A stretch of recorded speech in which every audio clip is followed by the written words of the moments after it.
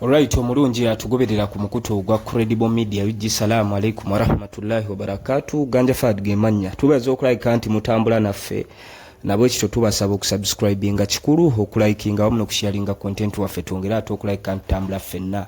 Wakati mu kuba torch n'okumulungula amawulire nga bwe gaba gatambula e Kampala Uganda. Olunaku olwaleero ebadde court session wali mu bitundu eby'e Masaka ng'abakuumi b'omukulembeze Robert Kyagulanyi Ssentamu abakwatibwa abasinga ze bayita abductions omuli General Gaddafi, Akirewo Kivumbi ne Smart baleeteddwa mu maaso g'omulamuzi okubitebya. Bannamateeka abaabwe babaddeyo naye ekitali kirungi nti abantu bano n'olwaleero tebawozeseddwa era ne baddamu basindika kwa limanda ng'oba oliawo bwe bateekateeka obujulizi obuluma bano. Naye mu kooti eno General Gaddafi avuddewo bubi nnyo n'abadde akoze ng'omulamuzi n'amugamba bannaye byatusibya bya bufuzi, lwaki temutuwozesa bwe tubanga ddala kituufu tulina omusango gwe twazza. Abadde mukaawu nnyo okukira omususa. Ebyo byonna tubibaleetedde ne court session yonna nga bwetambudde n'ebyogeddwa balooya baabano oluvannyuma lwa byonna. Naye nga tetunnabawako maloboozi gano na vidiyo eno katusooke tubajjukize bannaffe aba Joram Financial Services. Bano nno beewaayo okulabika nti bayambako ku baana abawala abaagala okugenda ebweru okukola Jordan, Saudi Arabia, Qatar, naye ng'obusobozi bw'ensimbi tebuliiwo. Yes, basobole okulabika nti bakuyambako. Gwe kennyini oyagala okutambula oba ng'olinayo omuntu wo yenna ayagala okutambula, bafune ku namba y'essimu 07526733640 075267364 osobole okulabika nti omanya ebisinga. Okatubawe ebibadde mu court session eno n'ebyogeddwa oluvannyuma lwabyo, reaction ya General Gaddafi ne banne babadde so emotional okusinziira ku mbeera gye batreatingibwamu. Beemulugunya bwe kibanga balina omusango gwe bazza, at least babawozese, omuwabi wa gavumenti aleeta obujulizi obubaluma okusinga okubasindika kwa limanda nga n'obujulizi obubaluma tebukola ki, tebuliiwo. Katubibawe nga bwe bitambudde e Masaka. Instructions unless any of my colleagues has something. Okay.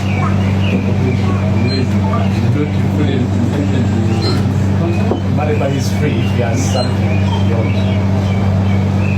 Which team will have it? Okay, if I finish with the lawyers, we have many. Which team will have it?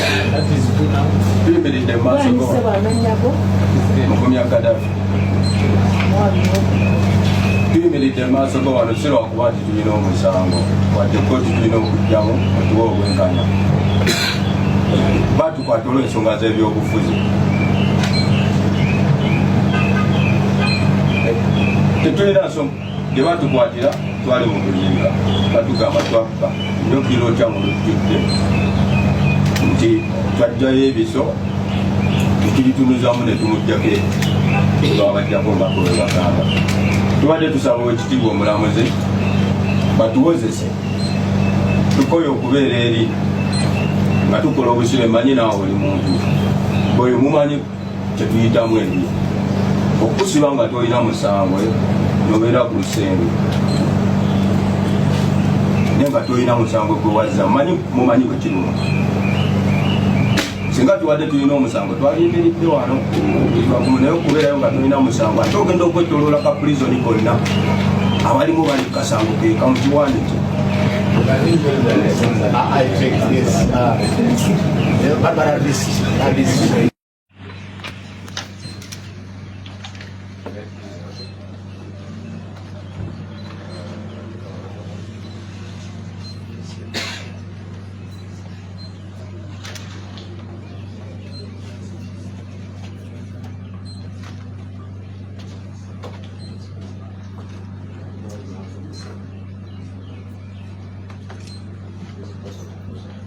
Bawaza muri mu kooti.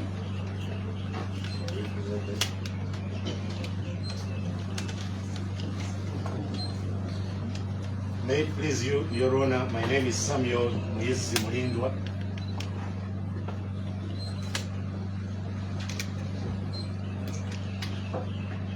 We appear jointly with the Council, the learned Wagaba Divya Ismail, the learned Chintu Michael, the learned Nakakawa Rebecca, and Council Ziksoka Herbert.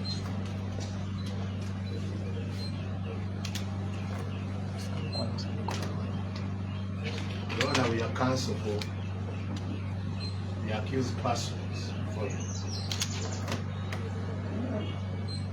Nakakawa Rebecca.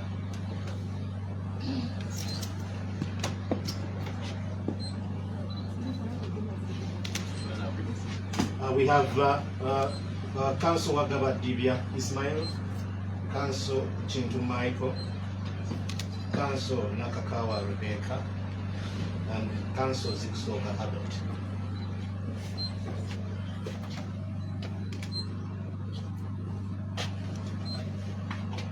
So it's the duty of the state to tell us.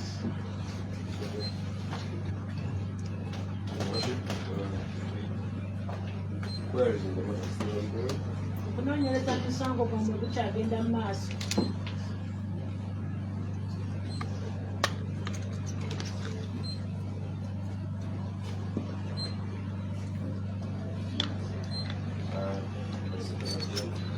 Era omuwala wa gavumenti asaba aweebwayo olunaku olulala kugaba ku banaddamu we basomera omusango gwomwe.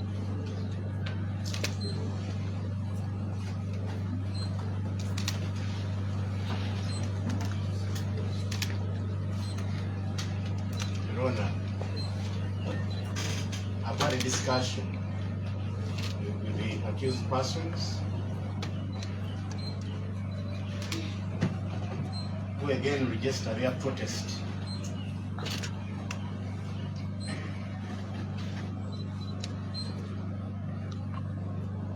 Protest how casually the state is treating this matter.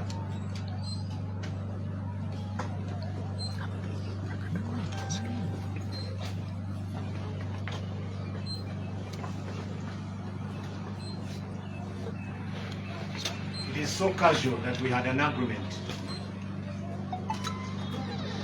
with the state representative who was here before, who had a few promises on record.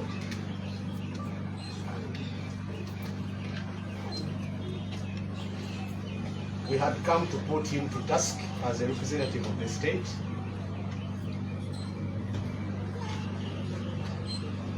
On how far he had gone with the undertakings that he made in view of Article 28 of the Constitution of the Republic of Uganda, which commands the state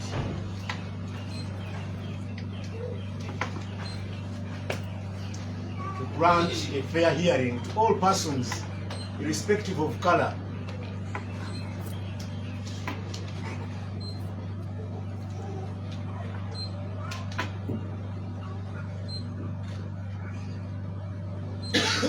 the state should not see these people as accused persons of the National Unity Platform. They should be seen as citizens of Uganda. What the state is seeing are members of a political party in the opposition. The Constitution is blind to that fact. This is a discussion we had even after court. The Constitution commands a fair hearing and a speedy trial. A speedy trial. The state last time had the luxury and a misconception that they have the liberty of 6 months, Your Honor. Your Honor, we've looked at all the laws of this land. That submission was wayward. There is no provision under the law that gives the state the liberty to choose how to conduct a trial. It has to be a speedy trial. What's the mischief, Your Honor? Again, as a constitutional matter, the mischief is we have no audience before you, Your Honor, through which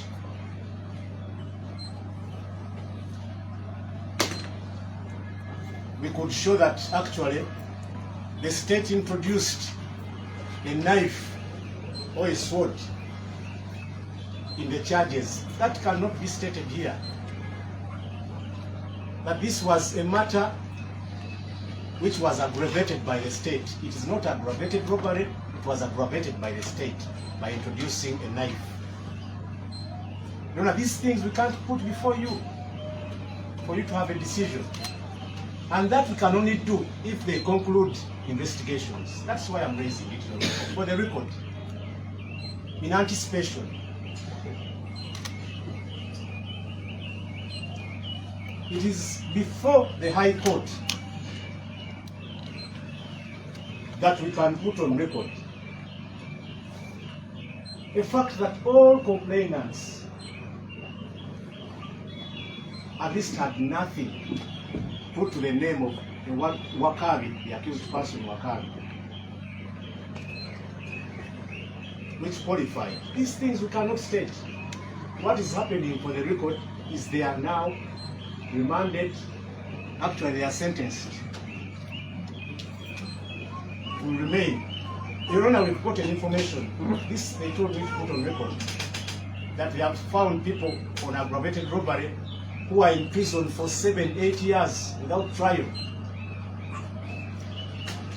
It is against this background, Your Honor, that we push. First, we protest. As the defense counsel, accused persons, this is a protest. We need it to be registered as a protest. We appear here in protest to the way the state is handling this matter in a casual way.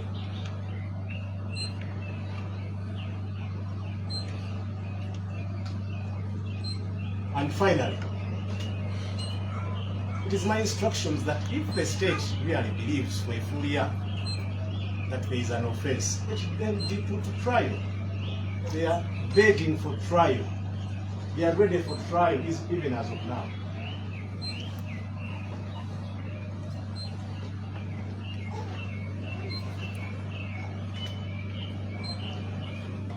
Yes, my Lord, those were my instructions, unless any of my colleagues has something. Okay.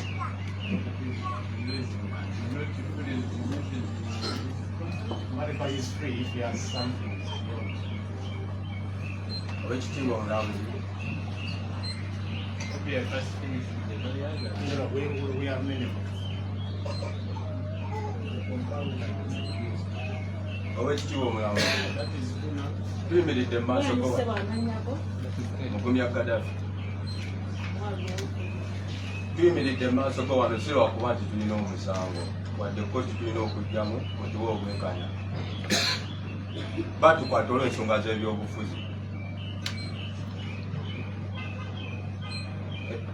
tetulina gye batukwatira twali mu kuziika batugamba twabba nyo kiro kya mu lujjudde nti twajjayo ebiso netubitunuzamu ne tumuggyako twabaddako nga bwe bagamba tubadde tusaba owekitiibwa omulamuzi batuwozese tukoye okubeera eri nga tukola obusibe manyi naawe oli muntu bweyo mumanyi kyetuyitamu eri okusiba nga tolina musangwe nobeera ku lusenge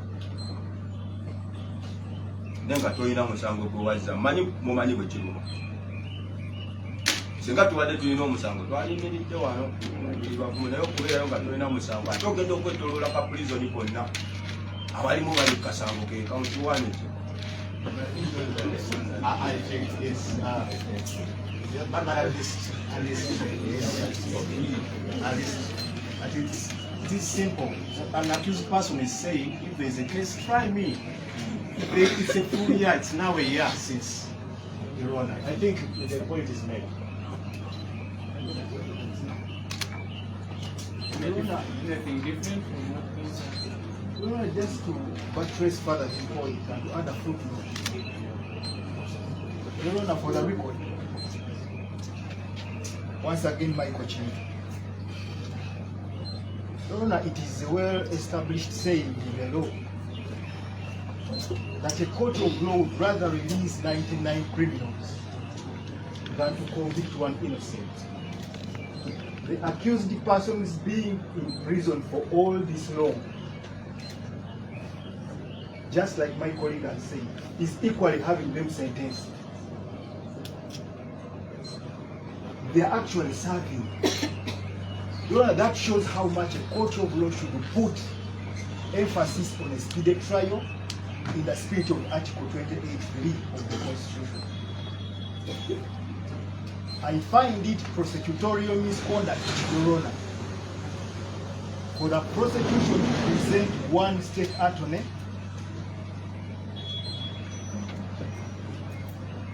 who informs court that the file was called by the Director of Public Prosecutions.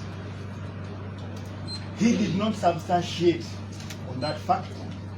And today, for the second hearing, he informs they produce a different prosecutor who cannot substantiate on what the first prosecutor said.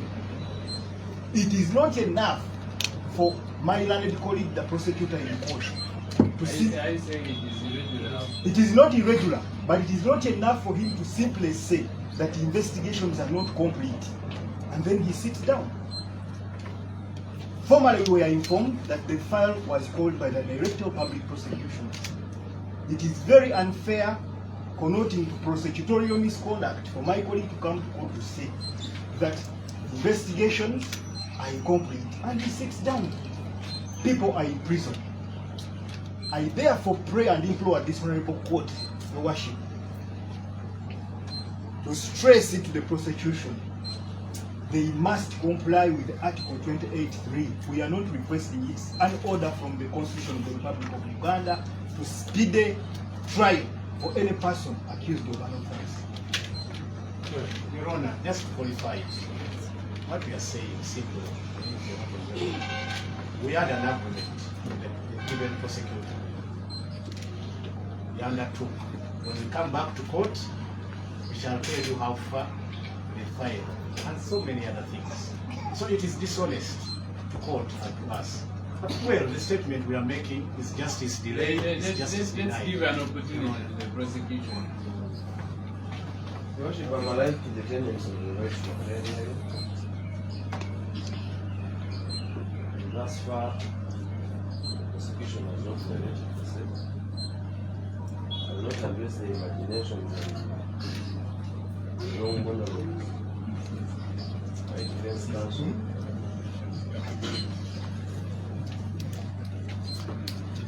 And the allegations, of course. And I find no merit. Not what they are responsible. But I rather commit to the Honorable Court that the state will indeed respect the right to a fair hearing.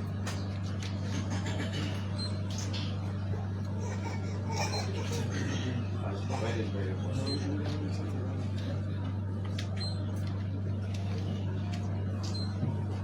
And just to address the affairs,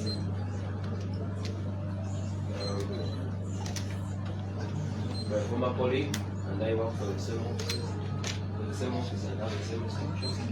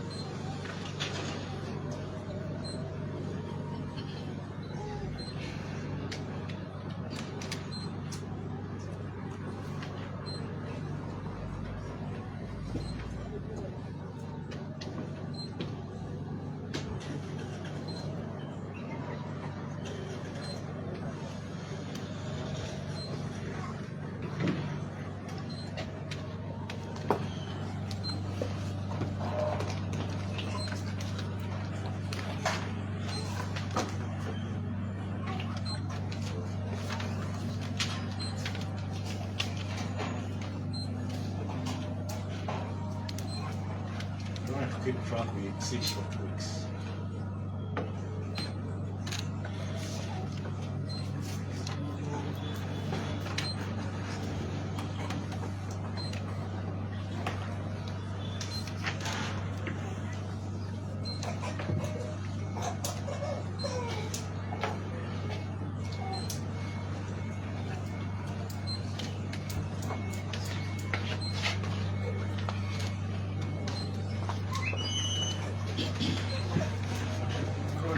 Officers of the court.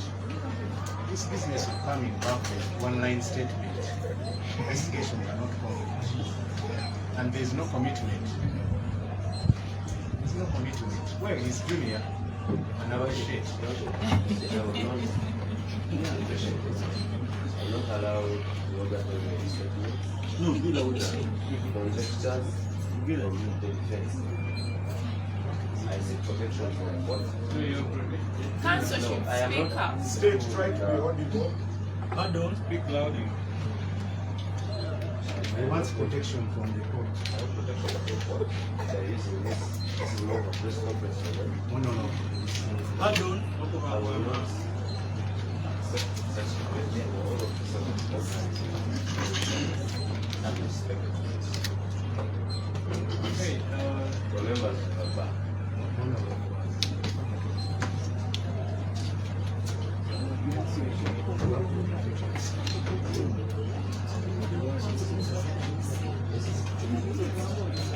I'm okay with anything given by court.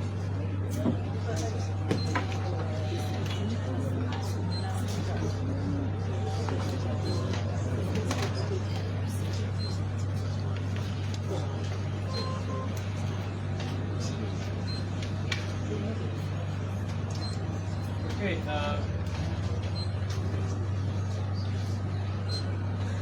prosecution is advised to speed up investigations in the matter.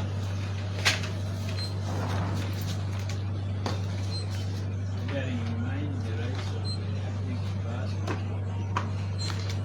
The accused, through their lawyer, are advised to apply for bail in the High Court. Since this court lacks jurisdiction to try a case which is statutory in nature,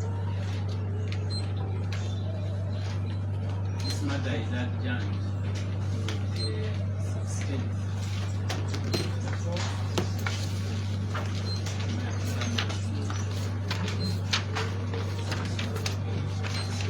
Let's look at that. 16th, it's not available. And can we,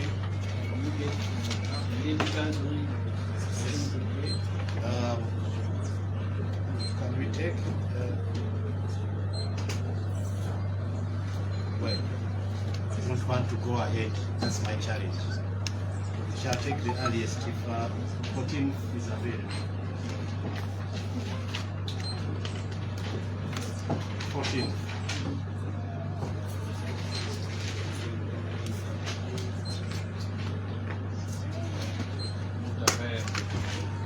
Because it is foreseen the bail issues will be around that time.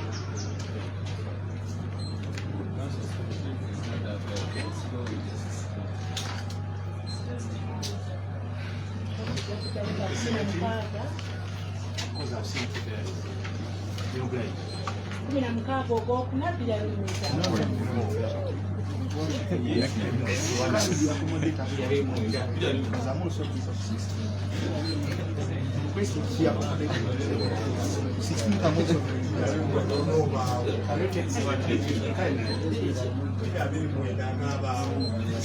Members, let's have some order.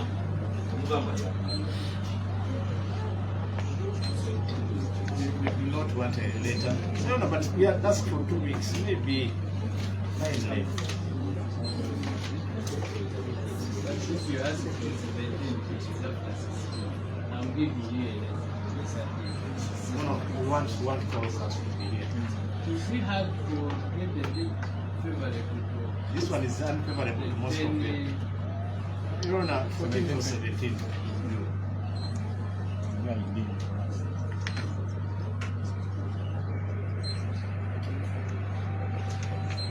Yeah, we appreciate that. We really appreciate it.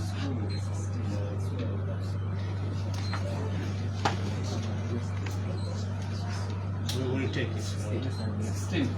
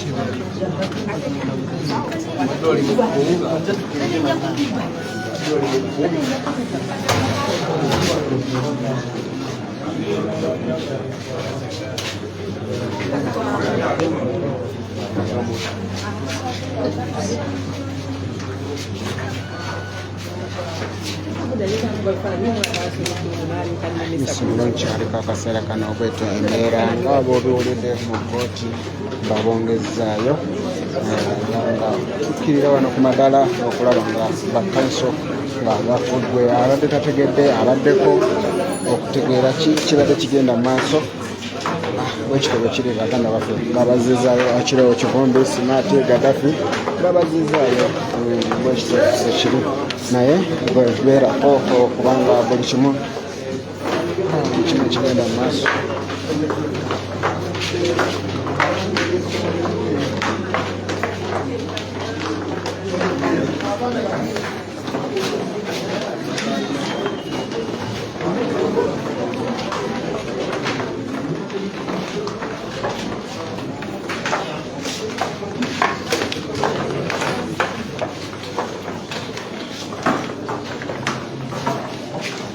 Akasawo ko kasuulanga bwonna ngaise bakaleese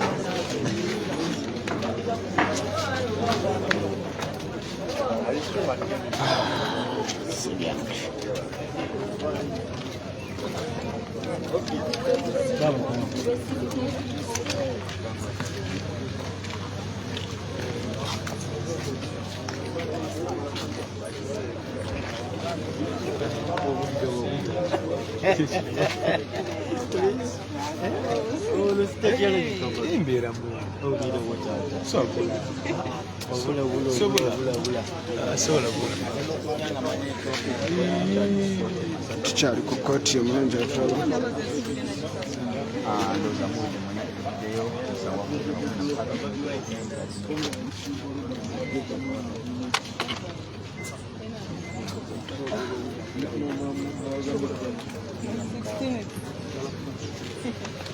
genda kwogera yesu mulungi atulaba akaseera kano kansooke nkweko ku bantu ab'enjawulo ababadde mu kkooti okulaba nga buli kimu kibadde ekigenda mu maaso.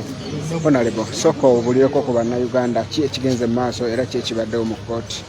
Bannayuganda kkooti byonna ebivuddeyo mubadde mubisuubira si bye birungi ennyo muzimanyi kkooti tezikyali ku saizi yaffe naye nga bannaffe mikwano gyaffe betusobodde kuvaayo nabo babongezayo mpaka nga 16 naye ngenda kusaba bannayuganda not society violence naye ngenda kubasaba ndowooza tubeeko engeri gye tubanjamu baganda baffe bwekiba kyetagisa buli omu kugenda kusaba kati ketumanye tuvudde mu kooti y'abantu getunuulye Katonda n'omulala buli omu omanyi ekyokukola okubanja baganda baffe kuba tebagenda batuwa kino nkibabuulira.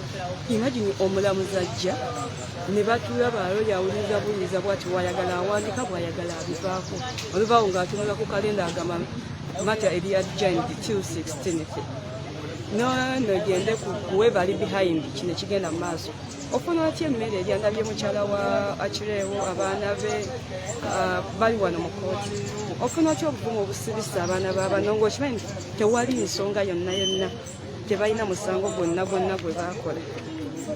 So bannayuganda mbasaba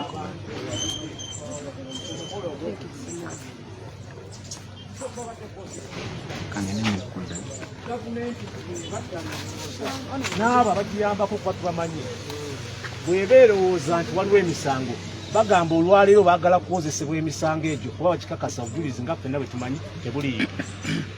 Kati fayiro etandise kufuuka nga ttena eri Masaka eri Kampala yafunye neki n'ebigere olwasembayo olw'okuba fayiro teyaliwo wano twaliri tulina bye tutasobola kukola. Omuwaabi wa gavumenti eyajja n'akakasa kooti nti fayiro ya kooti gye baali bayise e Kampala egenda kuba ekomyewo olwaleero tusobole okugenda mu maaso n'ensonga ezo. Kyakoze gwa kudduka n'asindika ono gwemulabye atamanyi na byakwogera mu kooti. Tuva eri nga bwe bazze bannayuganda bonna ku ddembe ly'obuntu mu mateeka. Liberty is next to life itself. Singa omuntu ayingira ekkomeraawo n'atunuulira ono abalaata gavumenti oba terina ssente zisasula balooya bamanyi mateeka nereeta bano manamba lujega n'obeera ng'abantu bonna bazze mu kulwanira eddembe ozze kwogera statement emu nga bw'otuula nga bw'obalaata tetunaba kumaliriza kunoonyereza. Tukugambye nti omwaka guyiseewo ayogera kimu ye tetunaba kumaliriza kukola ki. Era kyetulabye wano nga ekyo twazudde tekkomera ly'e Masaka abannabyabufuzi babateekako musango gumu.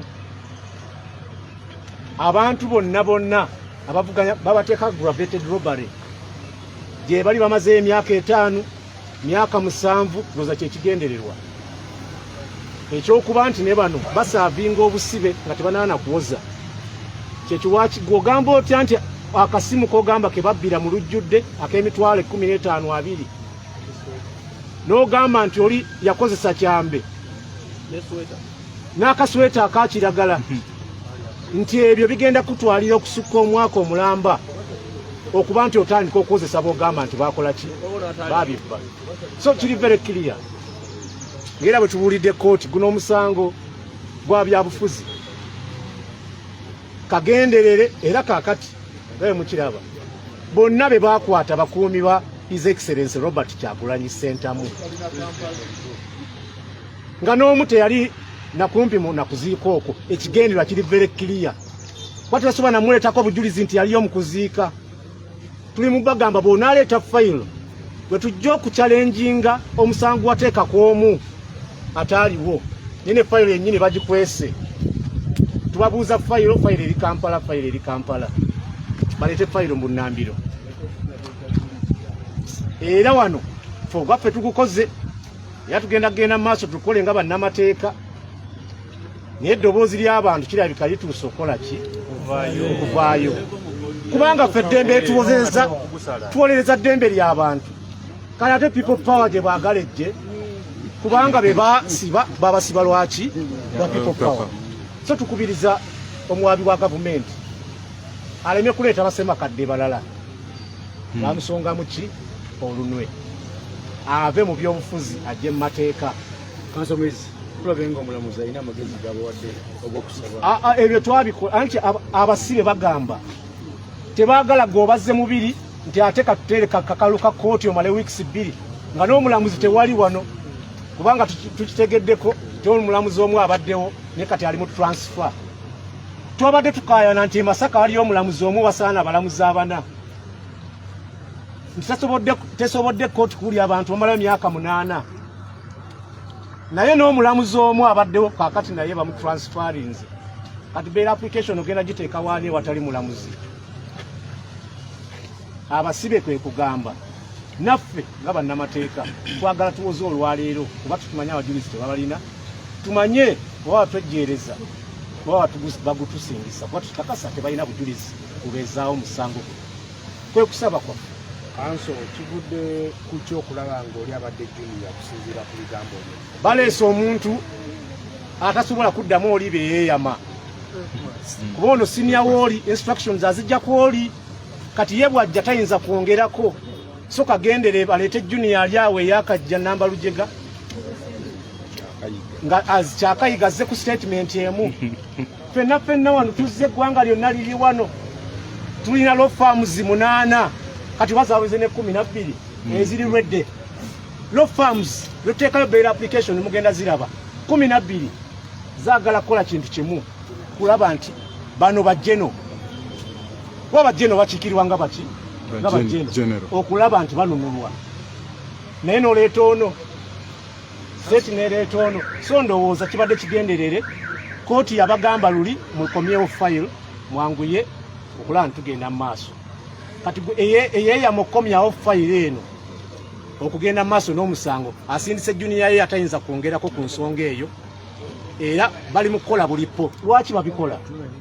Ekigendererwa si kyakuwozesa bano, ekigendererwa kyabwe kyakusaavinga busibe ng'abalala baliyo emyaka 9, 5, 6, 8 kati bawozesebwanga. Gavumenti ennaku zino kati esiba abantu nga tebawozesezza, ekusaavingisa obusibe nga tekuwozesezza, oluvannyuma nevaayo negamba nti omusango teguliiwo. Bayinza n'okutiitineta gye bayita nole prosecute naye nga gwamaze okusaavinga obusibe oba nga n'akalulu akajja kamaze okugwa kanako ke batagetinga nga kamaze okugwa tetuzzaako kuteekawo mbeera. Ekisooka tugenda gendewa mukama waabwe, ebigere bye tujja wano tusibira wa bodo, kiri kye mbagambye nti wayagala basereka makadde abalala tusibira wa DPP. Ekisooka DPP twamubuuza nti guno omusango ng'obujulizi bwe tufunye mwagwagravetinga, tumubuuze nti bujulizi ki bwolina ku file obujja omusango guno ku simple robbery negwa gwandibaddewo n'ogufuula aggravated. Ekyokubiri, lwaki file agaanyo giweereza e Masaka egende maaso kuba bano bo balemereddwa era ebigere bino bisibira wa DPP. Mubuuza bibuuzo ebyo, oba talina ntambula egireeta Masaka tujja gireeta fayiro, tujja muyambako fayiro ejja wano okuwoza kutandike ne fayiro yennyini gye tulina okweyambisa okulaba nti tugenda mu maaso ne bail application.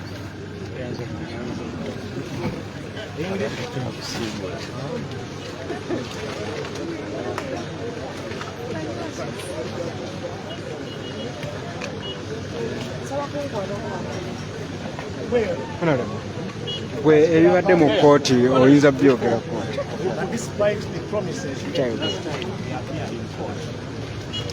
The state again came with one line.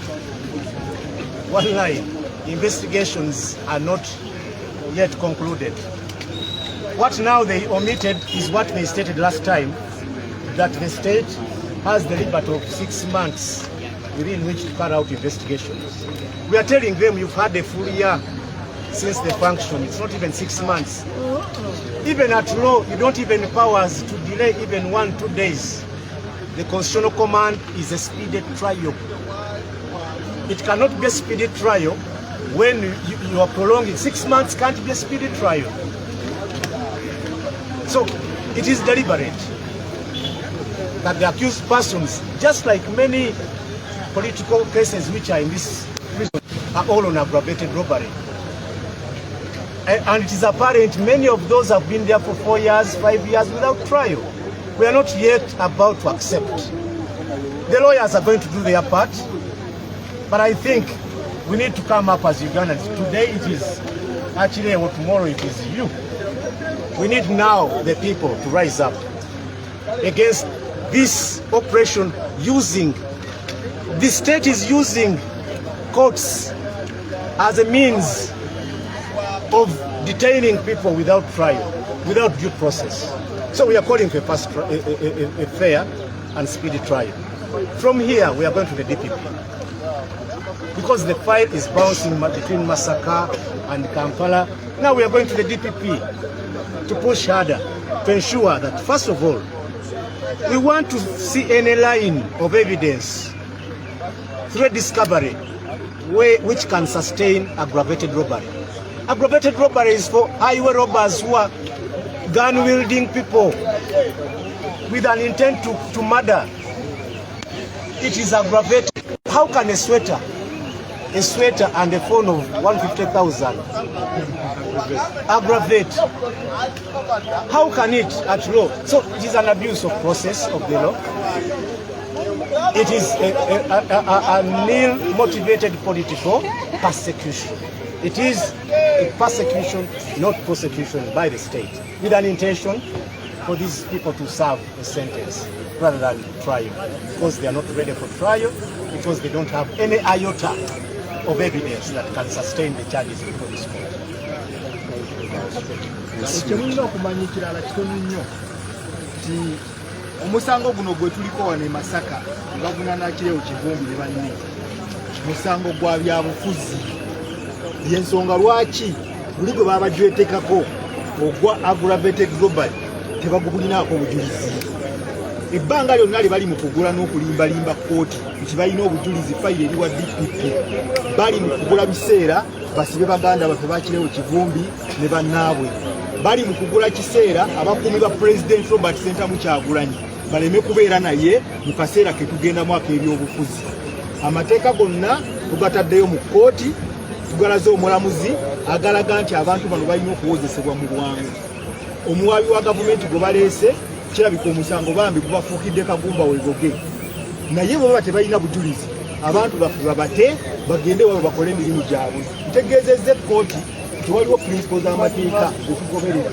Bakugamba nti court of law would rather release 100 criminals than convict one innocent. Ekintu ekyo kitegeeza nti kibi nnyo nnyo nnyo nnyo nnyo okukumira omuntu mu kkomera nga talina musango. Mwebale nnyo mwebale. Yenze kintu mayiga. Kyandaba akaseera kano bekyembeera abwebadde nga tuli mu kkooti ng'abawulidde kansoja Musisi bwayogedde bakugambye ebintu ebyo wammanga akanguko ku bantu abamu ababadde mu kkooti eno okubanga bakubuulira era ennyinka ekijje balina soka obuze ku bannayuganda gwe kino kyolaba kikolwa ky'amateeka oba kikolwa kyaki? Kino kikolwa kya bumenyi bw'amateeka okukumira abantu mu kkomera ng'okimanyi bulungi tebalina musango n'oyagala otudde abaana b'abandi obazanyireko ebyobufuzi ng'otuukiriza ebigendererwa byo, naye ng'abaana obattira ficha yaabwe, abantu baabwe babonaabona, balina abaana tebakyagenda mu masomero naye g'ozannya byabufuzi kubanga oyagala kutuukiriza ebigendererwa byo, oba oyonoonera abaana ficha yaabwe naye ng'okimanyi nti tewali musango. Ebintu byonna ensonga zonna ze bawamba keesi ze bagezaako okuzimba n'omuntu atalina maaso abaaziraba zezaali. So kati tubagamba nti olugenda mu maaso wadde bano bali mu kkomera ate abalala bajja kusigala nga balwanirira eddembe ly'Abannayuganda. So tetusuubira nti bino bakola byabwereere era ekiseera kigenda kutuuka abaana baveeyo tebolaba nti bo bawakanya tebaagala na bya bbeeyi baagala oba balina obujulizi babuleete, naye era tebajja buleeta kubanga ne bali abaabeerayo emyaka kati kigenda mu 5 obujulizi tebabukuŋŋaanyanga kubuleeta. So kati byonna bakola byabwereere okwata bano abalala bajja kubanga kyebalwanirira kyekyo kikwata ku mitima gy'abantu, kyekyabantu kyebateekeddwa okubeera nga bakola ki nga bagoberera. So byabwereere. Obale nnyo Honorable. Soko obuze ku bannayuganda era otubulye ki ekibadde kigenda mu maaso? Erinnya nze Kiruta Yusufu Junior Mperettanyi. Ekibadde mu kkooti olwaleero n'ekibadde mu kkooti zonna ezizibaawo kikolwa kyakwebuzabuza. Kujja kugamba nti gavumenti y'okwebuzabuza kusobola okubaako nga kusobola okubeera nga ekuddiisa bannayuganda. Siteeti yasooka mu lutuula oluwedde, siteeti yasooka yalaga nga webeetaaga emyezi 6 na biki bino bino byonna bimwamanyi. Essaawa eno siteeti etakomyewo. Ono gwe baleese bamuleese nga mutaddemu ne kaalikooda ekigambo kimu kyafulumya mu kamwa ke nti tetunaba kumaliriza kunoonyereza ekiraga nti tebali ready naye ate abasibe bo tebalina ready tebayetaaga na beeyi wadde nga omulamuzi asabye abawawaabirwa ne balooya baabwe bateekemu okusaba kwabwe okweyimirira nga maikooti nebba abawawaabirwa bo balina ready okuwozesebwa kitegeeza ebbanga lyomaze omwezi omulamba ku kasimu ne sweta amini omwaka omulamba nga tonnaba kufuna kunoonyereza kumala ebyomusango tekiraga nti ddala gwa byabufuzi munaffe omu mugumya Gaddafi avuddeyo n'agamba batuwozesebwe tuba tulina omusango ffe tuli ready naye ate omwaka omulambo emuba nga temunaba kunoonyereza ku kasimu olwo singa enkya oyigukyanga wammundu obanga wajambiya nekino ekikolwa kya Mwami Museveni okugezaako okutumalamu amaanyi n'okunafuya pulezidenti kubanga abawambibwa beba kuumibwe nga kwekuli n'aduumira security ye n'ebyo ebikolwa byonna tetujja kukubikiriza bannayuganda nga akulira ba council bwagambye bali mu protest naffe gyetuli tuveeyo nga tukola protest ez'amaanyi vumirirwe ekikolwa kino ekyokusiba bannaffe awatali yadde okuwozesebwa oba kitegeeza balangibwa bwemuge tebalanga enjobe munnayuganda kyolina okumanya era kiri kwakireewo bano abasajja bali mu kusetinga president ekyabakwate munnabyabufuzi omulala oba bakwate omuntu yenna alwanirira enkyukakyuka akwogerera so okukirwanyisa olina kutandikira ku kino ekyolwaleero balimu okusetinga president ne baleetera okukola ebirala neyanze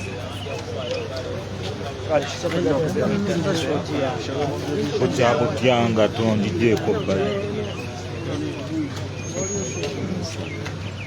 soka obuuzeeko ku bannayuganda honorable era embeera kyebaddewo mu kkooti wabuli ekyo ekigenda mu maaso bannayuganda balamusizaamu embeera ebaddewo bukozi fenna tubadde tugigoberera wano tubadde nungi nakwaffe abamu tubadde tulisuubira kyebyo bye balina okukola naye nze always message yange teyawuka kubanga fenna tuli bannayuganda ate tulina omusayinzi message yange egende abantu abali behind omusango guno nga bakimanyi nti bateekawo bikikole si kituufu owulira otya mu mutima mulinga omwana wa akire wazze mu kooti amaze ebbanga ddene nga tamulabanga singa abadde mwanawo tugende ku bannamawulire abagamba nti baakubibwa mbu babagirayo ebiso imagine mu lujjudde lw'abantu ne babagirayo ebiso kirabwa nayo kati buli omu yali alimba ofuna otya amaanyi agaddewo ne weebaka nga nawe oli muzadde kuba abasingako bakyala be bataiminga emisango gino egitaliko nga nawe oli muzadde n'ofuna amaanyi agaddewo ne weebaka ng'olina abaana nze ŋŋamba twandisose nteeka ebyobufuzi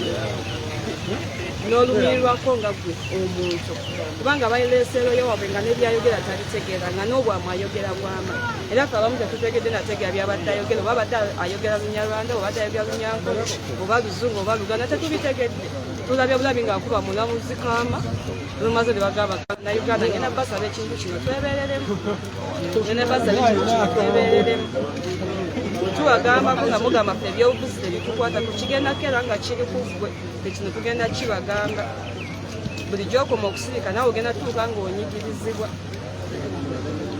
tugenda kufunayo engeri gye tubanjamu baganda baffe mu mutima mulungi kubanga wano kyensobola okubagamba era nkibajjamu tebali biringi katuwa ebyo ebyange singawo mbeere bulungi Yes, mulungi andaba olunaku olwaleero tubadde ku kkooti wano e Masaka era nga bwetyo embeera bwebadde era bwekityo bwekigenze baganda baffe babazizaayo paka ennaku z'omwezi nga 16 munzikirize mbeerekereze gwe wenna ali ku Geo TV ali ku Super Media Uganda mwebale nnyo mwenna ababaddeko olunaku olwaleero amenyo n'eddoboozi sigadde kyambadde musomesa nga bulijjo okubanga mbaweereza mukama abankuumire tujja kubanga tuddamu